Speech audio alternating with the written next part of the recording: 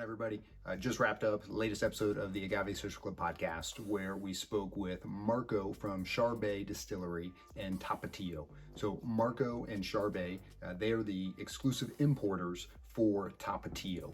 And so we just got to hear the story. Marco himself is a master distiller. So he connected with Carlos years ago. I think they actually met at a tequila bar, and he said, hey, we've got our import license. Why don't you let us bring Tapatio Tequila into the United States? No one had done that before legally.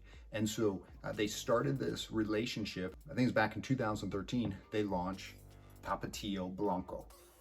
This, I mean, look at the packaging. Look at it. Look at this packaging. I mean, this looks cheap. I'm just gonna be honest. But the juice inside is so good. It is so well made. We hear the story of La Atena, where the original distillery was burned out after the war years and years ago.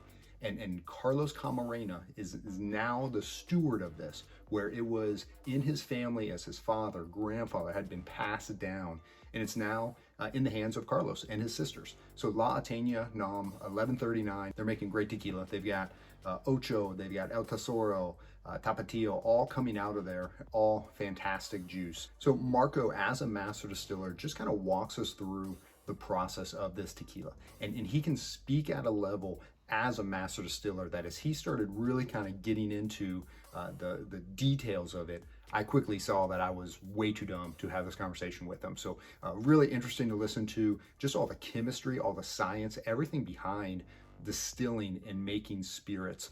Marco did a great job just sharing that. Seems like a great guy. Seems like a guy you'd love to just kind of hang out with and sip on some Tapatio for a while, but really good dude. So I want to encourage you to check out Charbet. I'll have links to their distillery. They've got different spirits. And then you can also get to more information on Tapatio from their website, which I'll have linked in the bottom. But we started with that Blanco, and then shortly after, they started bringing in other expressions. Not too many brands have a high proof. They do. Tapatio 110.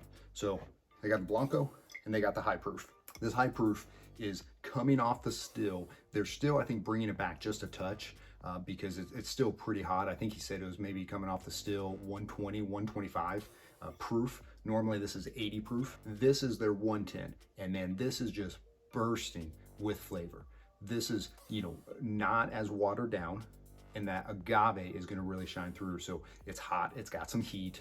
Man, this cuts through in a cocktail. You could sip on this, but man, it's got some heat to it. Really, really delicious, their 110. And then we walk through their Reposado and their Añejo. Again, look at these bottles. Look at these bottles. I'm almost out of all of them. This is good juice.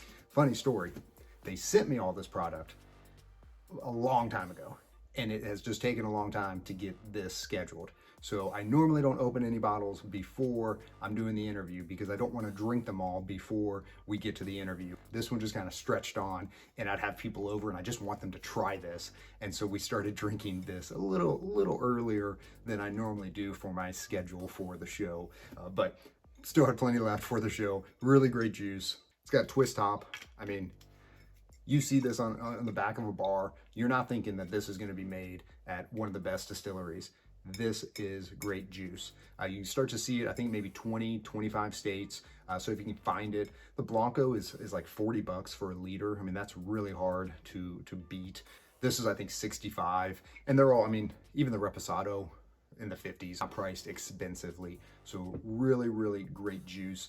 And then we talked about their Excelencia, which is their extra añejo. This is the one where if I could have any bottle, it would probably be this one. I have not had it yet. I do have a sample of it. I have not tried it yet. I got it after the taping of the show, so I wasn't able to try that during the show. But their extra añejo is one of the #1 rated extra añejos of all time. And listen to the show and you'll hear how long it takes to get it from start to finish. We're resting it in barrels for, I think it was 5 years. And then after that, it's resting in glass jugs for many years. And you go, well, what is that doing? Marco talks through that as, again, as a master distiller. He believes we've done so much to this agave. It was in the ground, pulled it out of the ground. We cook it. We then shred it. We crush it. We ferment it. We distill it. We age it. We do all these things to it that it needs some time to just stabilize. and the barrel's going to help do that, but then that glass jar is going to help do that as well. So take a listen. Would love for you to subscribe to this channel if you like these videos. I've got a lot more videos coming out. It's almost margarita day, so I'm going to have my margarita video as everybody asks me what's my margarita recipe. I'm going to have that video out soon. Would love for you to check it out. You can listen to the podcast wherever you listen to podcasts. You can find the Agave Social Club podcast.